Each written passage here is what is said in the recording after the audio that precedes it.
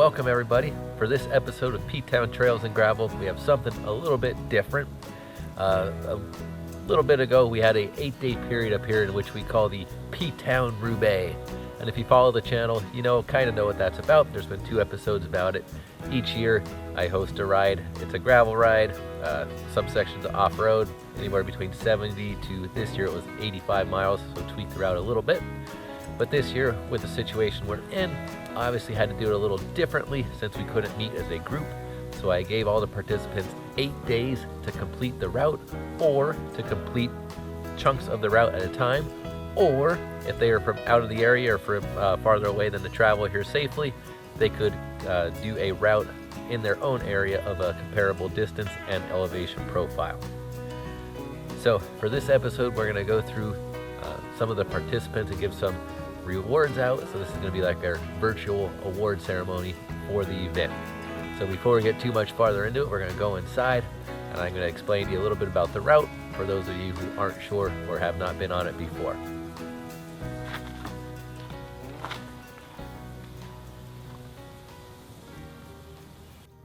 So this event, obviously loosely based on the Paris-Roubaix, which is a big race that happens every year, part of the Spring Classics, which is a rough race that includes a lot of cobble sections that jar the riders around, that makes it a little bit different than your typical road type of race. Taking that and applying it to P-Town standards, instead of introducing cobbles, which are very limited around here, we just introduce a bunch of off-road sections and a lot of dirt sections to the route. This year's route could basically be divided into 7 sections. There's the prison loop. Here riders get a nice easy warm-up. It's about a 17-mile loop and it features a couple dirt sections including Sigarski, Hardiski, Gates, Casco, and Deer Park before heading over to the West Nanticoke part of the ride. The second part of the route takes a stroll through PA State Forest, Pinchot State Forest to be exact. In this part of the route, the riders have 3 main sections. The first part being a climb up a state forest road off of Misdale Road, then a nice descent on the same state forest road, followed by another climb to get back to Misdale Road. So it's kind of funny, you turn left onto a state forest road, great climb, great downhill, great climb, just to come back out to Misdale Road a little bit farther down. So that's always a fun part when the route does that. After that, you continue in Pinchot, but you go into Moon Lake recreation area part of Pinchot. You do a loop around that on some forest road in there as well, ending by coming around the lake on the dirt road, and then a dirt road climb through the whole recreation area. Nice part of the route, cruise around the lake, and it makes part 2 one of the more beautiful yet painful parts of the ride. Then you head to the Sweet Valley portion, which is probably the most beautiful section of the ride itself, and not only is it probably the most beautiful, but also the least stressful and the least strenuous, as the roads out there are very nice. They are actual dirt roads, so they're generally smooth, and the terrain's rolly at best. There is one climb on that section, but it is long, but it is gradual the whole way up.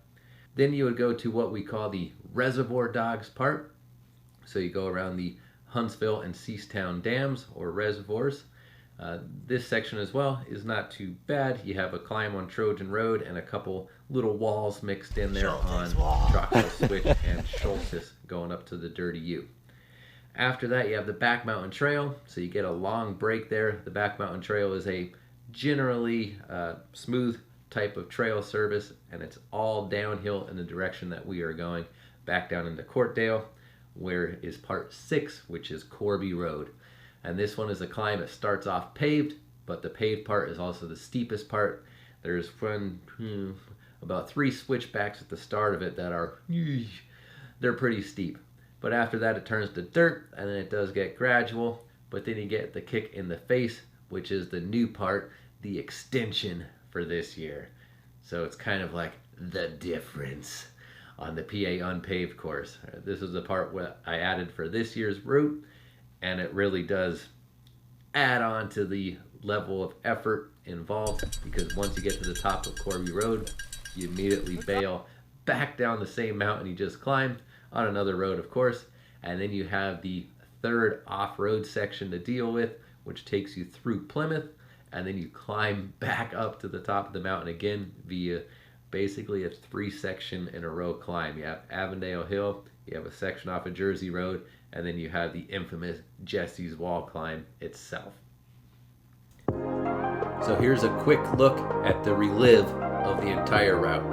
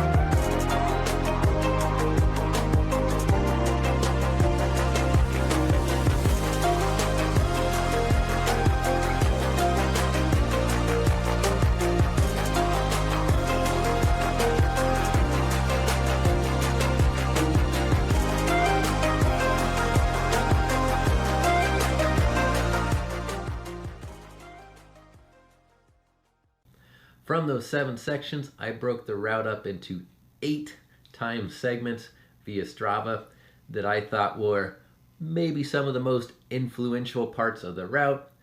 And also I took into mind if some people were in groups, so I didn't want to segment that if you were in a group that you stopped on, to keep it somewhat fair, even though it was supposed to be a solo event, but some of us quarantined and tagged up.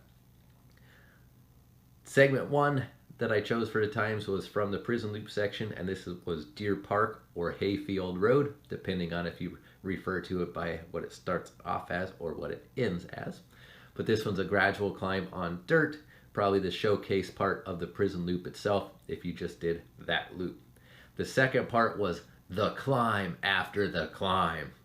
So there is an awesome segment here called the Well-Rounded Gravelier, which takes you all the way up to the top of West Ancoke Mountain, down the nice technical descent, and then back up the climb after the climb. But again, I wanted to be a little fair, so I assumed a lot of the people in groups of 2 or 3 probably stopped at the top to recollect before they descended back down.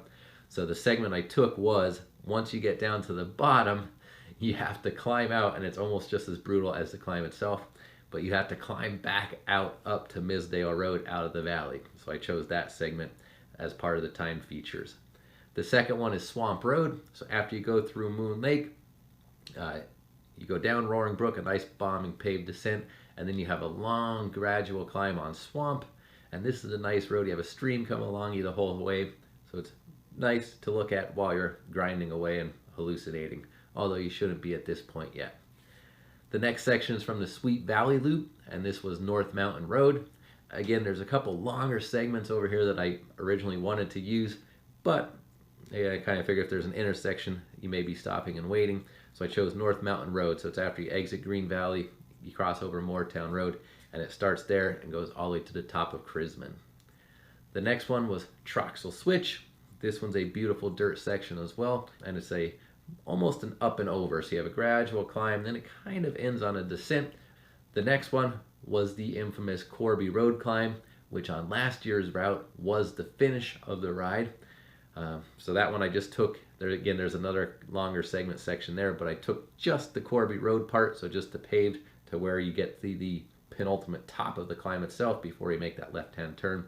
Just again, in case anybody stopped there, I wanted to be fair. And then the last segment was from the new edition, and this was Avondale.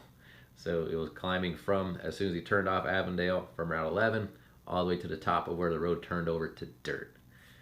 So looking at the times from those segments and putting them together, here's your leaderboard for that.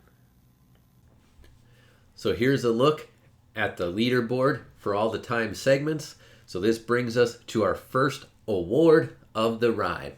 You can see in the file here everything broken up by segment. So Deer Park, Rich Cronin had the best time.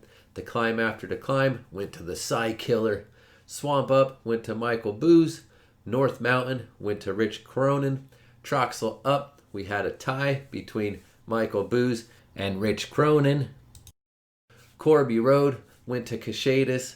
The climb in the Colin Bank, which I forgot to mention, this one was on the extension section, went to Chris Stine. And then the Avondale Dirt Climb went to Michael Booz, who then took the KOM on that, helping out riders the following weekend as well.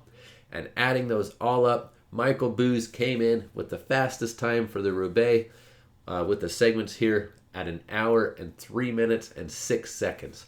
So congrats to Michael Booz for picking up the first award.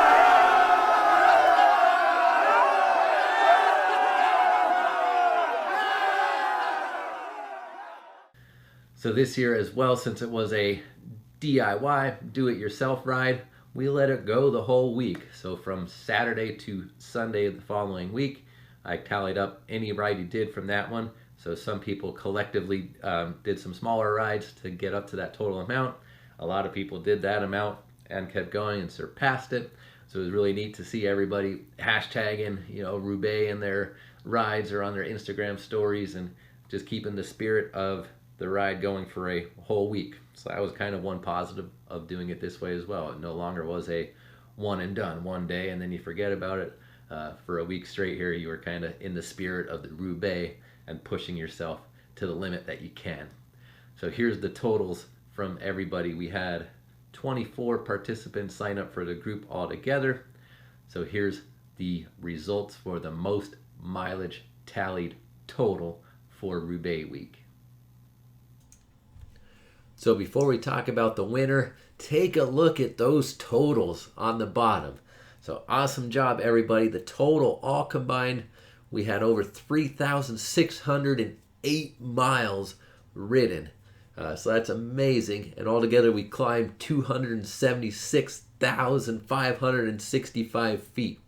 So great job, everybody, getting out there and continuing on even after doing the Roubaix route, which is what our top mileage earner did here as well. So Ken, the Psy Killer Cashadis, came in the lead with 297.81 miles, and he climbed 24,191 feet.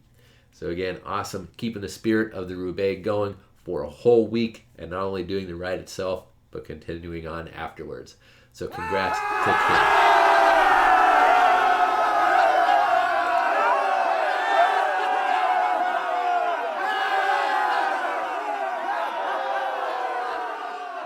So sticking with the topic of miles, looking at the Roubaix, a couple of the riders started from their house or different locations and integrated their way into the loop and then finished it. So that obviously tacked on some mileage to it. So the longest single day ride over the Roubaix period belongs to Chris Stine. He left from his house in Kingston, came up the mountain a different way that's not on the course, came to the starting point of the ride, rode the route in its entirety, including the ending the way it was intended, and then descended in the dark back to his house in Kingston. So that gave him a total of 101 miles on the day and dang near 10,000 feet of climbing along with it. So awesome ride there. So congrats to Chris on the longest single day ride over the Roubaix period.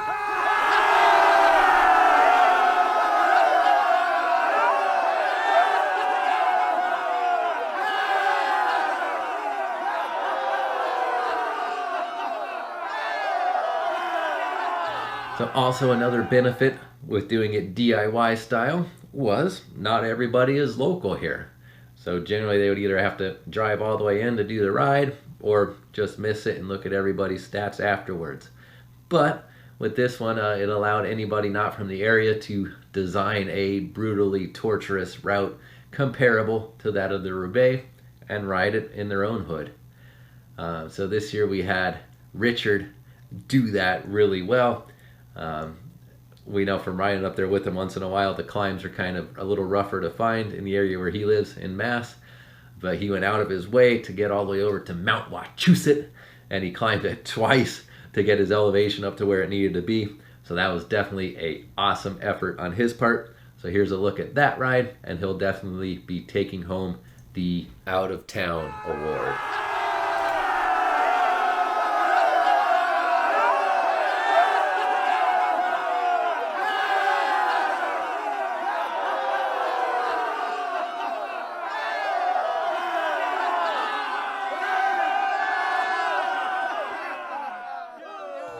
Another participant from Out of Town was Steve Kressler. He did a lot of rides throughout the week, tallying them all up, and he ended up being over the Roubaix total as well by a lot. He ended up with 197.58 miles and 12,000 feet climbed total.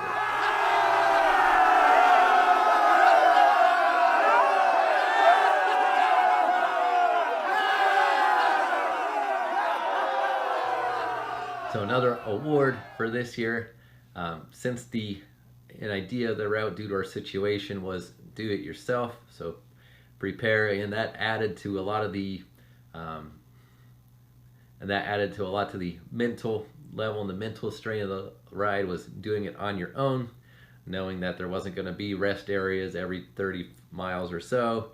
You're going to have to carry your own stuff with you for the whole ride, or plan out where you're going to stop accordingly and what you may need. Leah stuck to that, and she did the route on her own. Admittedly, I was out there to give her water in a few spots, but she stayed by herself the whole entire time. So we got to give her a DIY props for doing the whole route solo, on her own, no company.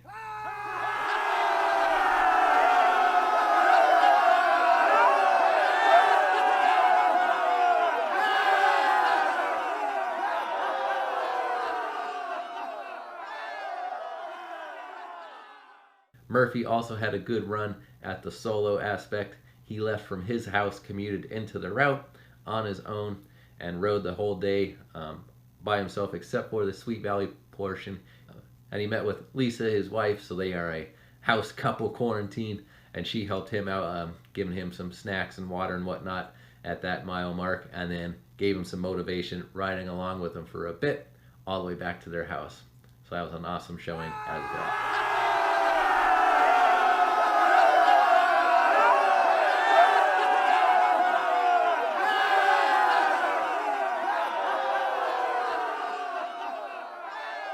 So Leah was the only female to finish the course in a single day. So we already talked about her, but we had another female contender, Lisa Zaverack, who I mentioned before. She actually rode the course in its entirety, plus some, over 2 different days. So the first weekend, she rode basically the later part of the course, the Sweet Valley section, and continued all the way back home to their house with Murphy.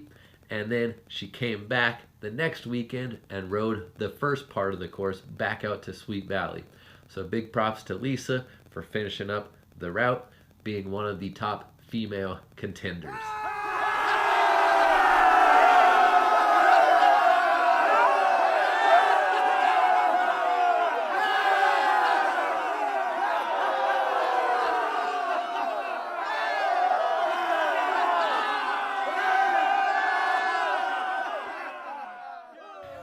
So something I look for on any time I look at rides on the Strava machine is the pictures. So one of the awards I wanted to give out here was the best picture that I saw taken of the Roubaix route itself. So the best picture I thought I saw for this DIY segment of the Roubaix was from Garret. So he teamed up with Mark and they rode the route together. So this picture was taken by Garret of Mark as they were coming through the Colm banks on the extension.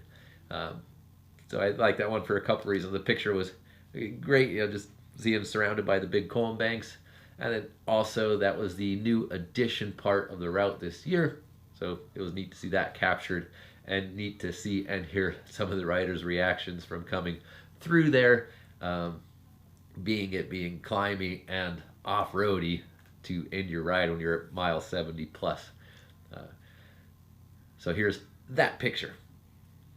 Second place, Stine had a bunch of good ones as well. So I'm just going to play a quick little stream here of some pictures from Garret, Chris, and also from a few other runner-up good ones that I liked from the route. So here's some pictures quick.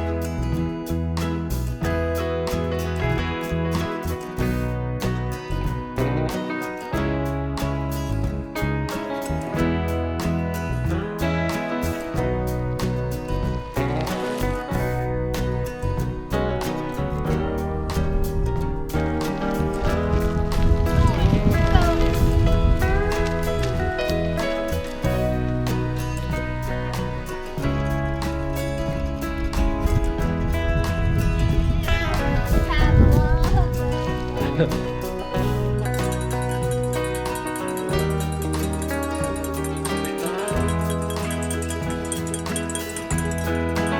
just call it quincies. I'm a little tired. Isn't it nice? He's got it.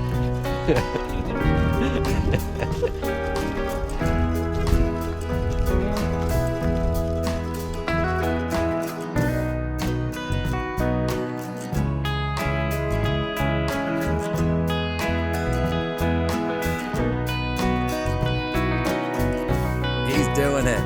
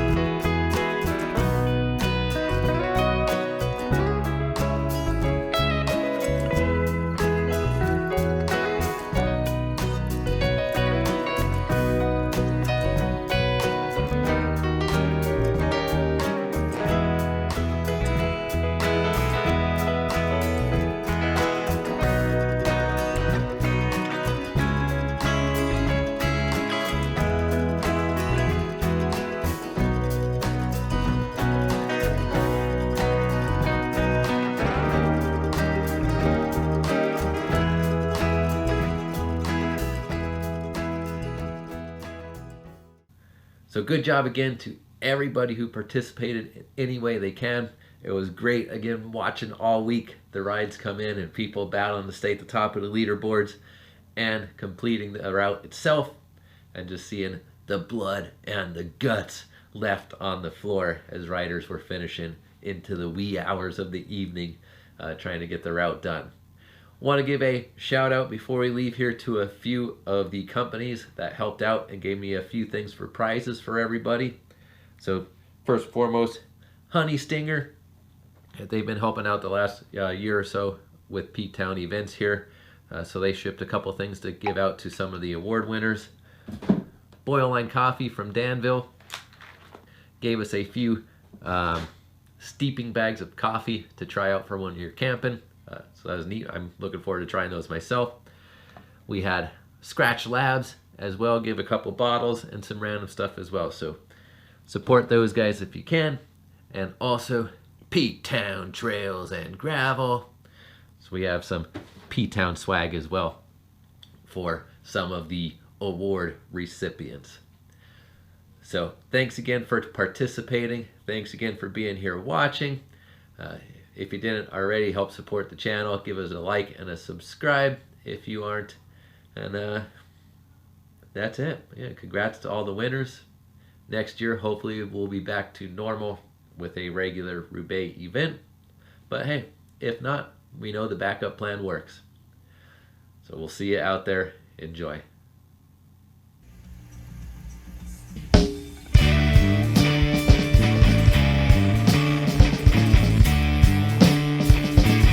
It's the P-Town Roubaix.